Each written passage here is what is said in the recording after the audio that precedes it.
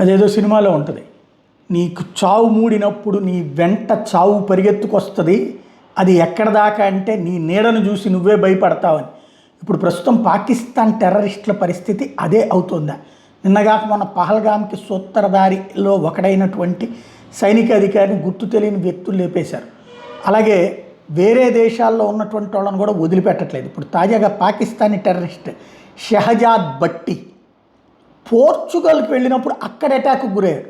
అక్కడ అతన్ని కాల్చి చంపినటువంటి సంఘటన జరగడం అన్నది సంచలనం సృష్టిస్తుంది. అయితే దీని వెనకాల లారెన్స్ బిష్నోయ్ గ్యాంగ్ ఉంది అన్నటువంటిది లారెన్స్ బిష్నోయ్ గ్యాంగ్ క్లెయిమ్ చేసుకుంటుంది.